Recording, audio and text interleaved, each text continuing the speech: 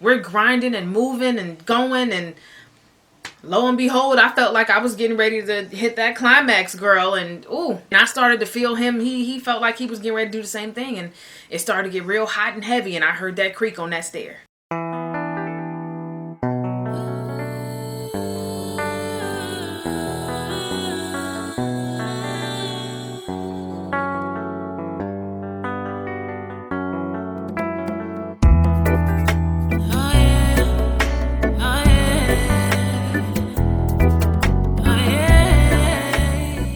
What's up, bunnies? Welcome back to my channel. Before we go anywhere, let me just explain to you guys that I have two dogs. I have a Chihuahua and I have a Pit Bull. And sometimes they like to make noise. So if you hear them in the background, just go ahead and giggle with me, as I yell at them and cut it out later. So today's story is going to be about the time that I got caught having sex. Yes, honey.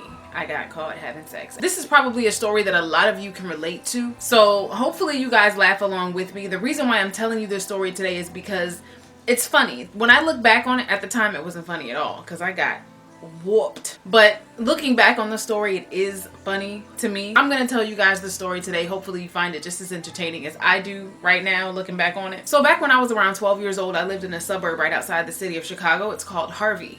It's very small, limited number of people. We all pretty much knew one another. And my parents were the type of parents where they restricted us, like they kept us, in the house mostly, and be safe, that type of thing, because it was not a good neighborhood at all. But they used to let us walk to the store during the day, and there was this one store that was way down the road. It was like, I would say it was about 5 blocks away, and it was called Abusir. It was like this, I don't even know if it's still there. I talked to a friend of mine who still goes back to Harvey every once in a while, and he said that they switched it to something else. It's something else now. It's like a restaurant now, because there used to be a restaurant in the back.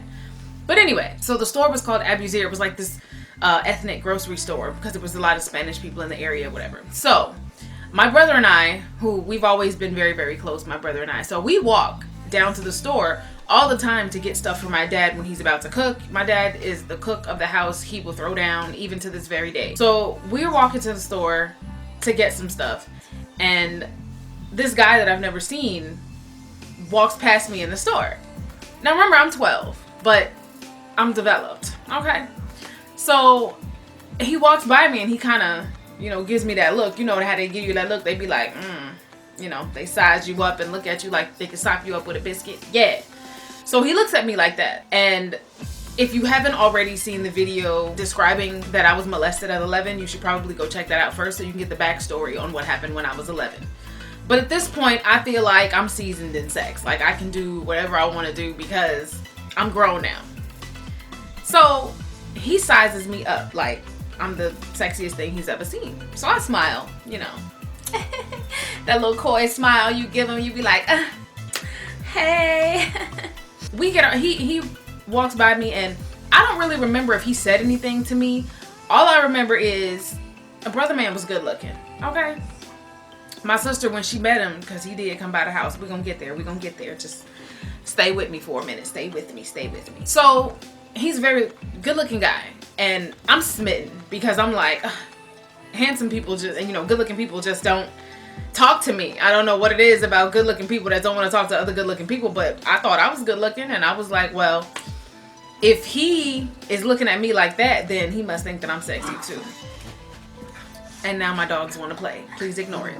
We got everything we needed to get, my brother and I, and as we were getting ready to check out, he did say something to me, and I do not remember what he said, but I do remember he told me his name was Ryan. Guys, please. Hey. I'm trying to do something here. Can you stop for a second?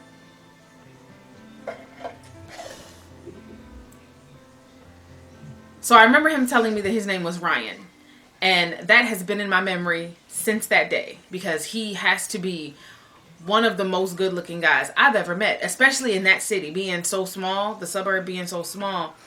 I knew pretty much everybody, and I'd never seen him before, but he claimed he lived around in the area, blah, blah, blah. Let's move on. So he asked me if he could see me later, and I was like, yeah, I guess. And he asked me, how old are you? And I said, I'm 12. I didn't lie because I I wasn't in that mind frame where I felt like I had to lie. I felt like I'm 12, so I'm proud to be 12. I want to be 12. This is, you know, how old I am. So he told me that he was 18. I don't know the difference. I have no idea what an 18-year-old would look like, but he was much taller than me. He looked like he played football. He had that body. And there was somebody else with him. If I'm not mistaken, it was his cousin. Some bald-headed, I barely saw him, girl. So he asked me, did I live nearby? And I said, yeah, we live about 5 blocks down on Vine. People from Harvey know where Vine is. I lived off 154th and Vine. People from Harvey know who I am. They know where I lived. It's all good. He asked if he could see me later. And I said, well, yeah, you can come by the house and we can hang out. I didn't see a problem with it because we were allowed to go outside. It wasn't a big deal. He was only 18 to me. So I felt like it wasn't going to be an issue. He was very respectable. He didn't disrespect me at all. He was very nice and cordial and chivalrous. You know, he even opened the door for me when we were walking out the store. My brother, he was 10 at the time. He's 2 years younger than me. So he was 10. He didn't really care. He just wanted to get back home. So he told me he would stop by later on that evening around 7 o'clock. I said, okay, fine. So we go ahead and we get home, my brother and I. We walk, and I mean, we speed walk. We get all the way home. And we go inside the house, and I tell my sister, yo, I met this boy at the store. He's so fine. Oh my goodness. I'm falling all over myself about this guy. I'm just telling her from tip to stern how beautiful this man was. And I said, he's coming by at 7 o'clock. He's bringing his cousin with him. So she was like, ooh, I want to be outside. Now my sister, she's 2 years older than me. So she is 14 at the time. So 7 o'clock rolls around. We make sure that we're outside. We're playing jump rope. We're trying to find all kind of stuff to do. Double dutch, riding bikes. We racing up and down the street. So all of a sudden, as the sun is going down, we see these 2 figures walking up the road. And I'm looking like, these don't look like people we've seen before. So I'm like, yo, this has to be him. It has to be him. It can't be anybody else. Nobody else that looks like that lives on this block. Sure enough, he walks up and it's him. So I give him a hug and oh, I just melted into his arms. I can't even lie. When he wrapped his arms around, it was like hugging a big furry teddy bear. Like, not that he was hairy because I'm not with the hair. When he wrapped his arms around me, it was like heaven came down and gave me a hug. It was the craziest feeling ever and it felt really good, right? So he introduced his cousin to my sister and we stood there and we talked for a few minutes. I don't remember about what. I really couldn't care any less. I was not thinking about that at all. I just wanted a piece of this man. You feel me? And granted, I understand that at 12 this shouldn't be going through my head, but once again, if you have not seen my video on when I was molested, you should watch that video to get the backstory. Onyx. But we go up on the porch after a little while and we sit down. We had a huge porch. It was really, really big, and we actually used to have a swing, but I think it fell off or broke or something like that. My dad had to get rid of it. But we did have this really nice sofa sitting out front on the porch. So we went up there, we started talking because it had gotten dark and we wanted our parents to know that we weren't still out, you know, with the street lights on. I know y'all remember them street lights come on. You better be in the house or near the house or on the porch, but you better not be out in that street while them street lights are on. So when the street lights came on, we came up onto the porch and we're sitting down and we're still talking. Granted, again, I do not care about what we are talking about, okay? So eventually I go in the house because he asked me for some water. Oh, do you have some water? I said, sure, I can go get you a cup of water. So I got up, I go in the house, and I get the cup of water. On my way out, my mom goes, who is that outside? And I was like, oh, that's Ryan. And she said, well, who's Ryan? And I said, oh, he's a guy that I met at the store. He said he's 18 years old. He just came over to talk for a little bit. So my mom was like, I want to meet this Ryan. And I was like, okay. So I went outside, I gave him the water. I said, look, my mom wants to meet you, so you're gonna have to come in here and, you know, put on the schmooze for the parents because my parents are strict. And I gave him the whole rundown on how to behave to pass the parent test. So now this is gonna be my first time seeing him for real in the light, because in the store I really didn't look at him. I was in a rush to get what my parents needed so we can get back home. And then when he came over, it was evening time going into nighttime, so I couldn't really see his face then either. But honey, when he stepped through that door into the lights of the house, angels sang, I swear. He was just so beautiful. He took his hat off. Hello, my name is Ryan. It's nice to meet you. Shook my mom's hand, shook my dad's hand, eye contact. I was like, yes! I was completely smitten. I thought for sure he's a winner. He's got to be a winner. So he goes back outside. My mom goes, he needs to leave. Bruh, I I was like, really? Why? What's wrong? What's the problem? She said, that man is not 18 years old. And I was like, but he told me he was 18. Again, I'm 12. I'm naive. I don't know. My mom said, no, that man is not 18 years old. He's older than that. And anyway, it's too late for him to still be here. He needs to go. So I'm tripping because I don't understand what my mom is talking about. But as pissed off as I am, I'm like, ugh, whatever. Let me just go outside and tell him he's got to go. So I went outside and I said, hey, my mom said it's getting kind of late. I'm getting ready to go to bed. So hopefully I can see you again some other time. And he was like, yeah, for sure. I'll make sure that I come back and see you. So I was like, okay, cool. Now, remember, this is back in the time I was 12. So it was 1990 something. I don't remember. And I'm not getting ready to calculate it. But this was back in the 90s. And we didn't have like cell phones. The only phones that were portable were car phones. And they were like huge. You hold it to your face, you feel like you're gonna get brain cancer. Literally, in order for me to see him again, he would have to come see me because I didn't know where he lived. I just knew that he lived nearby, enough that he was walking to my house. We had a house phone though. So what I did was I gave him the house number. I said, okay, here's the house number. Let me get your number. When my parents aren't home or whatever the case is, I'll call you. After I gave him my number and he gave me his number, he left. He kissed me on the cheek, gentleman-like. He ain't try to slob me down first date. So he left, and I thought about him for the next couple of days. I ain't gonna lie. He was all on my brain. So I'm singing through the house, la la la, like Ariel, you know, in The Little Mermaid, just singing and floating and, oh, Daddy Ariel's in love. So that's exactly what it felt like. So a few weeks later, or a couple of days later, I end up convincing my parents that I want to stay over at my friend's house. Now, my friend's house is not that far from us, but far enough that my parents can't just come there when they feel like it. So my friend's name was Robin. Onyx. So my friend's name was Robin, and she lived with her older sister and her mom, and they had a pretty nice house in a cool little neighborhood. They lived right next to an empty, grassy lot type thing. So it was like just their house. And this was close to the 4th of July because I remember having those little snakes that grow when you light them. So we go over to her house, and I use her phone. And I call Ryan and I said, Ryan, I'm over here at this house. Here's the address. You think you can slide through and see me? He was like, yeah, I'm gonna come see you. And I was like, all right. He didn't have a car, but his cousin had a car. So he said he would have his cousin drop him off and he would just stay with me for a little while and then his cousin would come pick him up. So he shows up and I am fast as all hell. I have on booty shorts and a little tank top and I ain't got on no bra. Holla if you hit me. I was being fast, I ain't gonna lie. And I'm sitting out on the front stoop waiting. Now, they didn't have a porch, they just had a stoop. And literally, a stoop is a little slab of cement followed by some stairs. So it's just enough space for you to stand there while you wait on somebody to open the door. So I'm sitting on the top stair waiting on him to come, and I'm lighting these little snakes and, throwing the little popper things. And my parents didn't really trust us with actual fireworks because, like I said, I was only 12. So he shows up and I get the butterflies and I'm like, whew, he's here. But I'm trying to play it cool on the outside. I'm like, it's good to see you again. Yes, hello. So he gets out of the car, he walks up, he gives me a hug. I put my arms around his neck, he kisses me right here. Ooh, honey, I could have melted. I could have melted right there and turned into butter and just fell out. But anyway, I kept my cool. I was doing pretty good. I thought to myself, I'm killing him. Made sure I was smelling good and everything.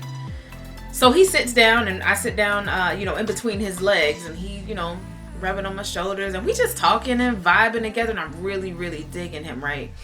But then, so he starts to touch on me. So he starts to, push his hands a little further down and he starts grabbing on stuff. And because of what I've been through, because of all the sexual experience I had at this point, I immediately lit up. And I mean, every fiber of my being was ready to just ravage this man, just right there.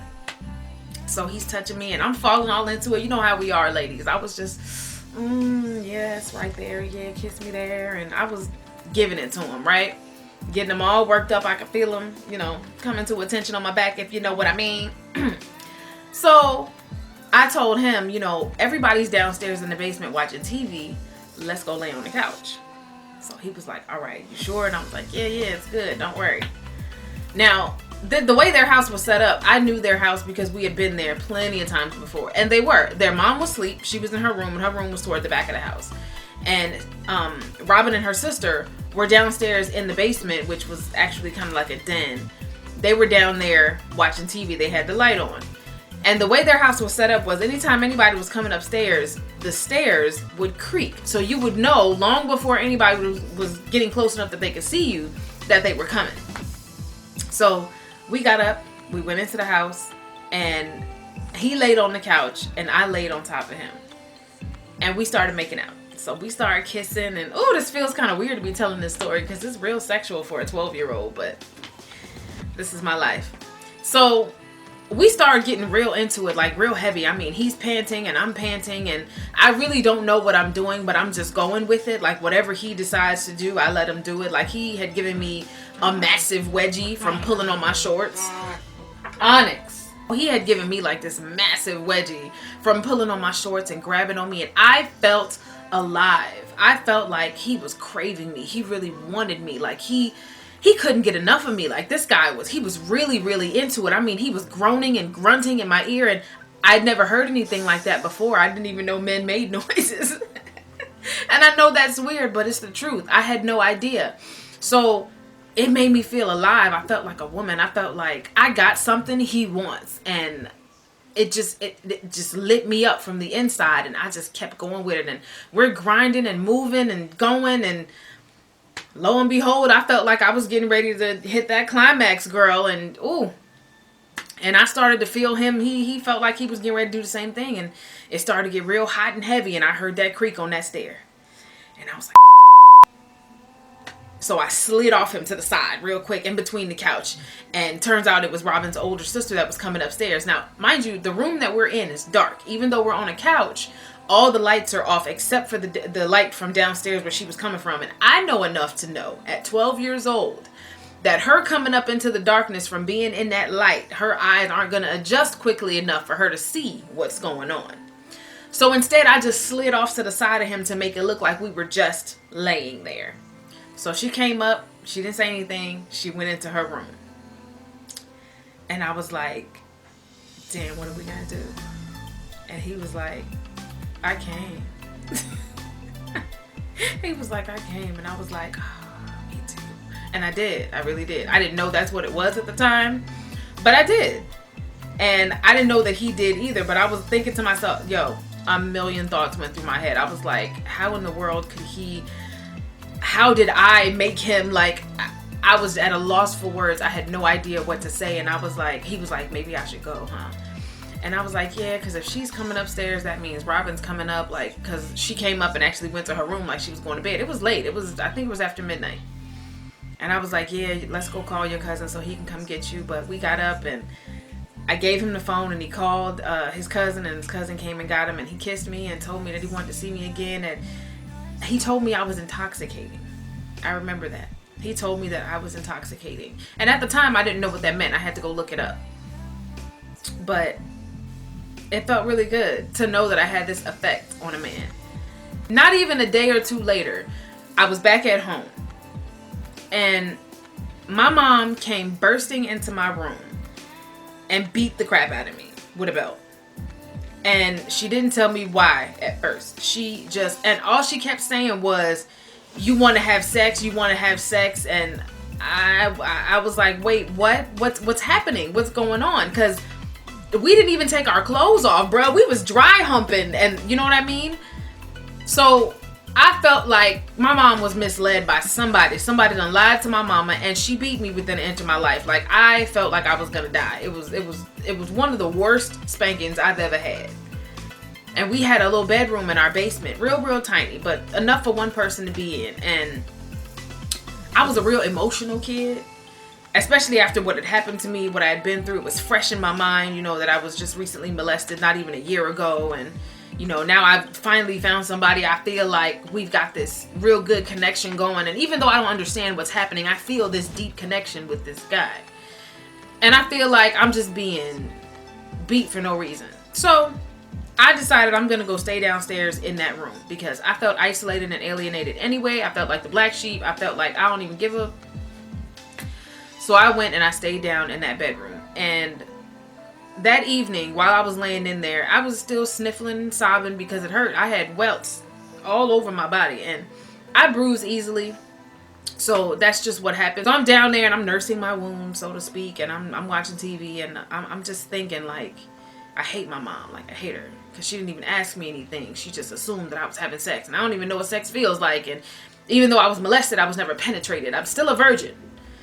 So I was like, man, somebody misled her. Robin snitched on me. I can't stand her. And Robin was kind of hip to what was going on, because I let her know I got this guy that I'm talking to and I want him to come over and see me. Is that okay? And she was like, yeah, don't worry about it. So I felt like Robin had snitched on me because I had pretty much told her what was going on, what I was doing. And she kind of, you know, set it up, made sure her sister stayed downstairs for a certain amount of time. So I felt like she snitched on me. Like, why you hating? So she actually came over that night, her sister, and her mom, because they found out that my mom, like, I guess my mom had talked to them, or I don't know. I didn't care. But Robin came downstairs and she was looking at me and she was like, I didn't say anything, just so you know. And I was like, I don't even care. I really don't. Somebody snitched on me. And she was like, well, I explained to your mom that nothing happened. And my mom actually ended up coming downstairs as well. And that's when she wanted to ask me what happened. And I was like, I didn't have sex with him. I didn't have sex with anybody. I'm still a virgin. She checked me. My mom is a nurse. So she laid me on the bed and made me take my clothes off, and she checked me to make sure I was still a virgin. And I was like, I haven't had sex with anybody. But I had some animosity against Robin for that, because I felt like she snitched on me, or her sister snitched on me, or her mama snitched on me, or somebody who didn't know what was happening snitched on me. And I didn't like that. I felt betrayed. So technically, did I get caught having sex? No, but they knew what was going on and I got beat for that. And honestly speaking, I never saw Ryan again. I don't even know what happened to him. And if he sees this video, what's up, bruh? Here I is. That's pretty much the whole story about what happened. So yeah, I haven't heard from him since. I haven't seen him since. That guy literally disappeared. I don't know. Maybe he wasn't real. Who knows? That's all I got for you guys today. I hope you enjoyed that story. If you did, make sure you give this video a thumbs up. Make sure that you subscribe. Join the flufful of bunnies over here. We be chilling, you know. We have a lot of fun on this channel. We have a lot of great videos that are coming up for you guys. So make sure that you subscribe and hit that bell so you never miss a video. It's been real. I hope you guys have a wonderful week. I hope that everything is going great for you and everything is unfolding beautifully in your life. And I wish nothing but prosperity and love for each and every one of you. And until next time, I will catch you on the flip side.